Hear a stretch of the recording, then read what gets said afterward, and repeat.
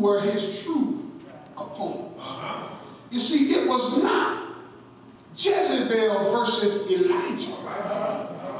It was Baal versus God. Are y'all with me? See, sometimes we forget that in the midst of our hardships and our struggle. And we start to make stuff about us. If God be for you, who can be against you? See, this fight is about God and the devil. Are y'all with me? It's not about me and David. It's about God and the devil. Elijah suggests the reason for his being in war is because Israel has rejected their covenant with God. They have discontinued their worship of God. They no longer offer sacrifices to God. They've killed God's messengers. In other words, Elijah says, God, I thought you would like to know how your people have been acting. Perhaps you're not aware of what's been going on here.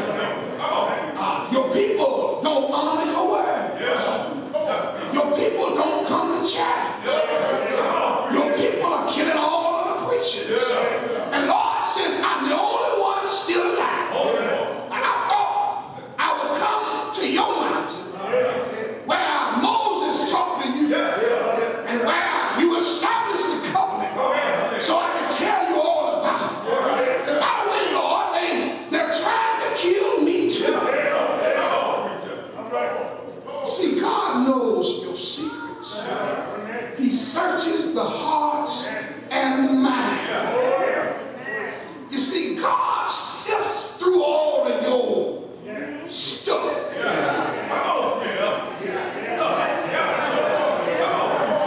I believe that for y'all to figure out.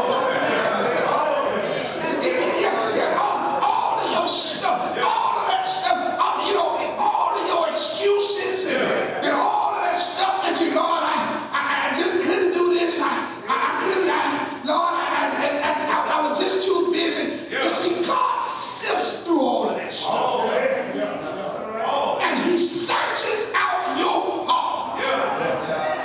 God really knows if your intentions were really pure.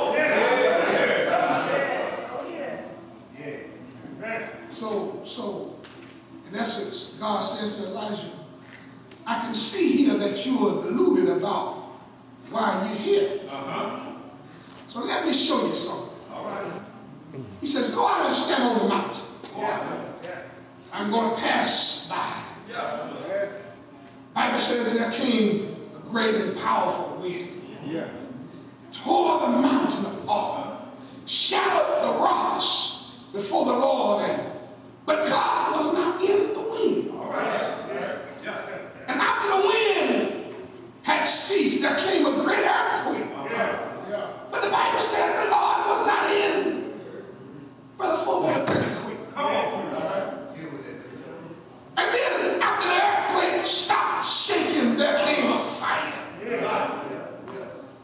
But the Bible says the Lord was not in the fire. But watch this. Previously, the Lord had appeared in each of these phenomenons before. You see, sometimes God can show us stuff better than he can tell us.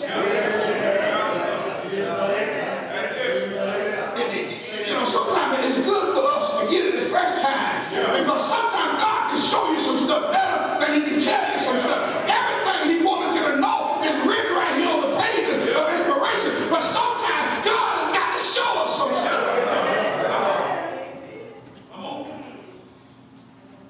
God is exposing the fear and faithlessness of Elijah's heart. Nature is obedient to God. The Bible says the winds obey him. The earthquakes are at his command. The fire burns with his permission. God is in essence showing Elijah who is in control. You see, God is saying, Elijah,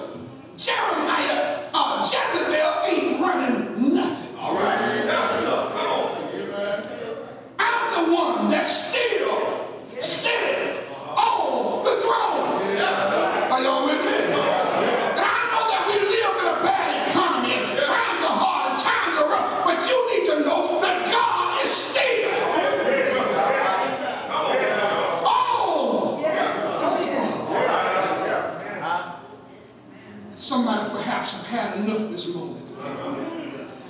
Your life too seems shattered. Winds are blowing everywhere. You standing on shaky ground and you feel like you're in a fiery furnace. But what you need to understand is what you are going through just might be the product of God showing you that he's still in control, even though your life is out of control. God is showing him that you can't predict the future based on the present. Anybody know that you shouldn't allow your present blunders to overshadow your future blessings? Yeah, maybe you ain't got it right now. But if you just hang in there with God and don't give up, I believe that Paul said that be not weary in well-doing, for in due season you shall reap if you don't faint. Yeah, don't allow your present blunders to overshadow your future blessings. If you hang in there with God, he's got some things in store for you. Oh, I need to finish up here. The last point is that God will, when you have enough, God will send you. This may not be what you want to hear, but God will send you.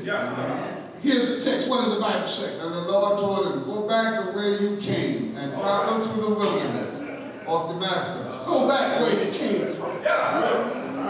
When you arrive there, admit Hazael to be king of Aram. Yeah. Then anoint Jehu son of Nimshi to be king of Israel. And anoint Elijah son of Shaphat from Abel-Maim to replace you as my prophet. Yeah. Anyone who escaped from Hazael will be killed by Jehu, and those who escape Jehu will be killed by Elijah. Yet I will preserve 7,000 others in Israel who have never bowed to Baal or kissed him. Good morning.